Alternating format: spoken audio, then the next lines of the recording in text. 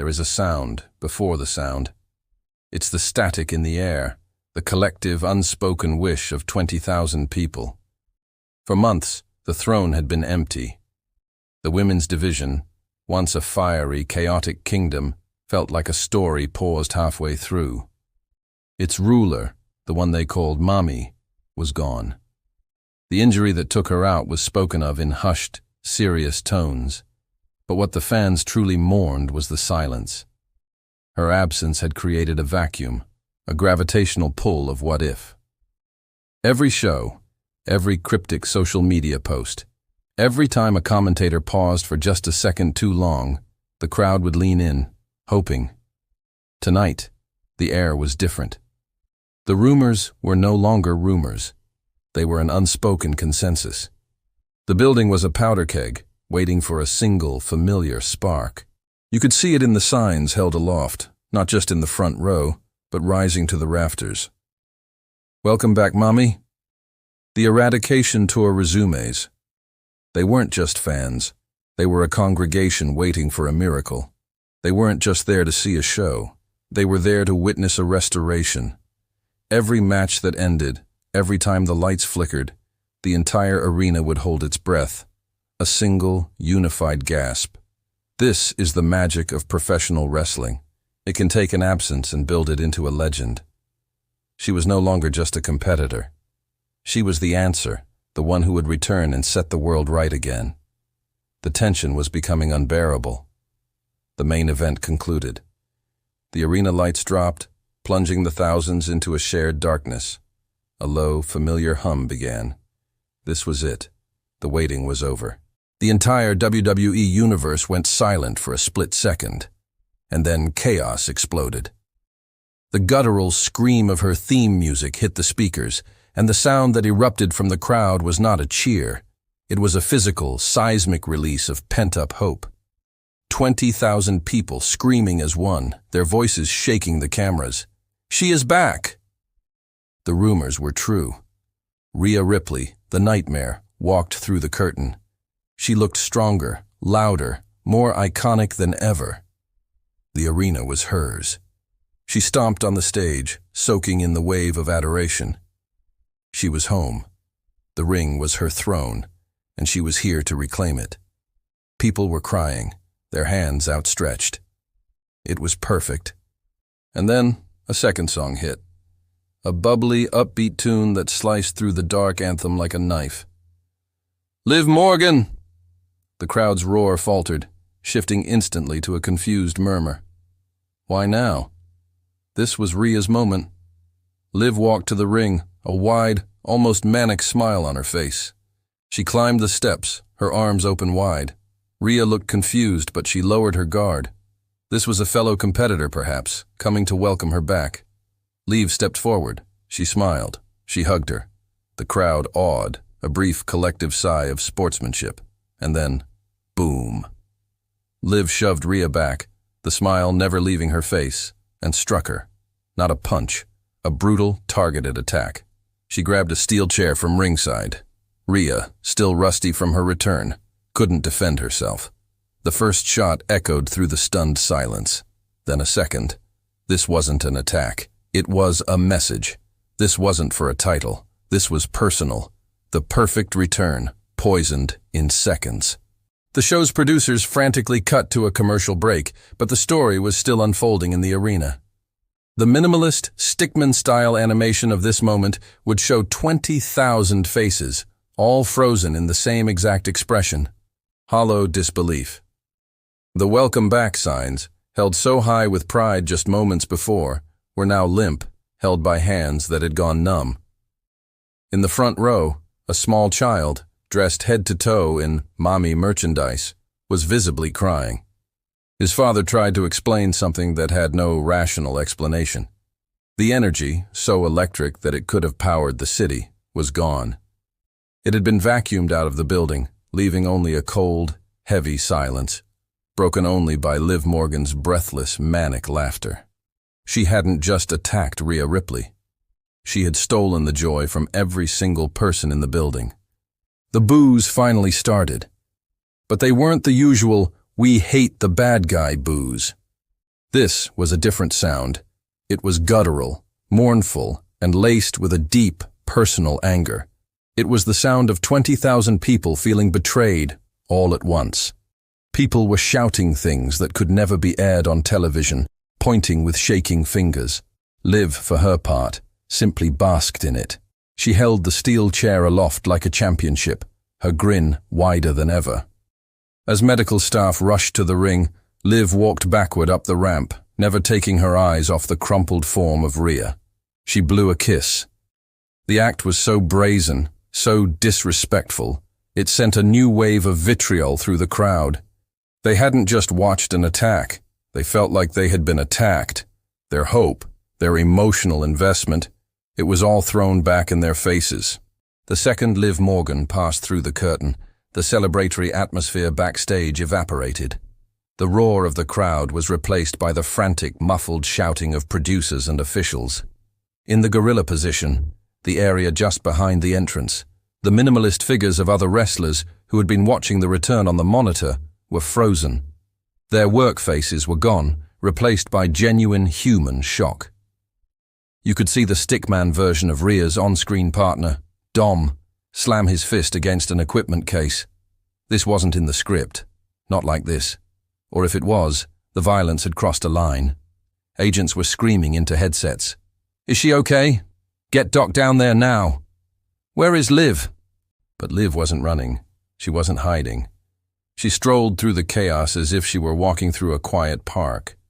Her stickman figure would be depicted with a simple, unnerving smile, while everyone around her was a blur of panicked motion.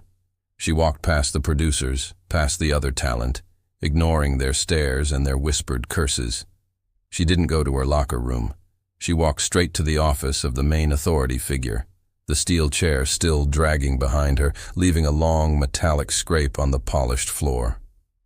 Meanwhile, the medical bay was a flurry of activity. Rhea was brought in, her stickman form barely moving. The doctors were assessing her neck, the same neck that had kept her out for months. The fear was palpable. Had this return lasted only 3 minutes? The narrative of the entire company had just been rewritten, not by a committee, but by the sheer, unadulterated venom of one woman. The next morning, the wrestling world was not talking about Rhea Ripley's triumphant return. They were only talking about her immediate destruction. The headlines weren't celebratory, they were forensic. Liv's brutal betrayal. Rhea's return lasts 90 seconds. The hug seen round the world. Every sports podcast, every blog, every social media feed was a cacophony of analysis and raw outrage. The clip, that simple, devastating clip of the hug, the smile, and the chair shot, was replayed millions of times. It was dissected frame by frame. The stickman animation would show a digital waterfall of comments, a flood of text. Fans were furious. They felt robbed. They had waited 6 long months for that moment, and Liv Morgan had turned it into a public execution. But beneath the anger, a new, insidious narrative began to grow. Liv's name was on everyone's lips. She had, in one single move, eclipsed the return of the company's single biggest star. Pundits who had dismissed her as a likable underdog were now forced to reevaluate. They called it shocking, career-defining, vile. They hated the act, but they couldn't deny its brutal effectiveness. She had performed a magic trick. She had made the most anticipated return in modern history completely disappear and replaced it with her own image, smiling, holding that chair. "Why, Liv, why?" trended for 48 hours. The line between the story and reality blurred, which is exactly what she wanted. The media storm wasn't a byproduct of her attack. It was the attack. She wasn't just trying to injure Rhea. She was trying to erase her. The physical injury was bad. The doctors confirmed it. A severe aggravation of her pre-existing condition. She was out again, indefinitely. But that wasn't the wound that festered. The stickman animation would show Rhea, not in a hospital bed, but sitting alone in a darkened room. The physical pain was a dull, familiar ache. The emotional pain was a sharp, new poison. This wasn't a rival she had battled for a championship. This was, in her mind, a colleague, a friend. In the lonely, grueling, unseen months of rehab, Liv had been one of the few who had reached out. The animation would show two stickman figures sitting together in a physical therapy room. One, Rhea, doing painful exercises. The other, Liv, just sitting there, offering quiet support. Or so it had seemed. Was all of that a lie? Was this attack planned for months, built on a foundation of false friendship? The hug. That was the worst part. It was the intimacy of it. The way Liv smiled, the way she pulled her in close, a gesture of welcome that was, in reality, a Judas kiss. It was a Trojan horse, delivering devastation right past her defenses. Rhea was a nightmare, an eradicator. She was built to fight enemies head-on. She was not built to defend against a smiling face and an open-armed embrace. This attack bypassed all her armor. It didn't just target her neck, it targeted her trust. How could she return to a locker room where the person who smiled at you was the same one waiting to end your career? Liv hadn't just taken away her comeback. She had taken away her sense of safety. The entire backstage dynamic changed overnight. The locker room, once a tense but professional environment, was now a minefield. The stickman animation would show the cafeteria. Liv Morgan sits at a table, completely alone. No one sits with her. No one even makes eye contact. But the isolation isn't a punishment. It's a new, strange form of power. She had done the one thing everyone else was afraid to do. She had taken her spot by force, without asking for permission, and it terrified them. The roster was split down the middle. On one side, you had the veterans, the traditionalists. They were disgusted. They saw it as a cheap shot, a desperate, unprofessional act that hurt the business and, more importantly, hurt a colleague. They whispered in corners, vowing to police her, to make her life difficult backstage. On the other side, you had the young, hungry talent. The ones who, like Liv, felt overlooked. They didn't endorse the attack, not publicly, but quietly. They respected the audacity. She had proven that the wait-your-turn system was a lie. She had kicked the door down. This created a new, unspoken tension. Every interaction was laced with suspicion. Is this person my friend, or are they just waiting for their Liv Morgan moment? Friendships fractured. Training partners stopped spotting each other. And then there was Rhea's family. The Judgment Day were now a stable without their leader, driven by a singular, burning need for vengeance. Their focus was no longer on championships. It was on dark, personal vendettas. They targeted Liv, but Liv was always one step ahead, a ghost in the machine. The locker room wasn't just divided, it was broken. And what of Liv? The stickman animation shows her again alone. But this time she's in her hotel room after the show. The manic smile is gone. The wild energy has faded.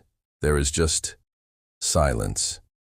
She had the one thing she always wanted, the spotlight. Her name was the only name that mattered. She was the main event. She was the story. But the spotlight, she was finding, was not warm. It was a cold, isolating beam. She had to become a monster to get the world to see her. And now, they couldn't see anything else. She had wanted to prove she was on Rhea's level, but she hadn't beaten Rhea. She had ambushed her. She hadn't won the crown. She had stolen it, while the queen was unarmed. This was the burden. She knew deep down that the boos weren't for a heel. They were for her. They weren't angry at the character.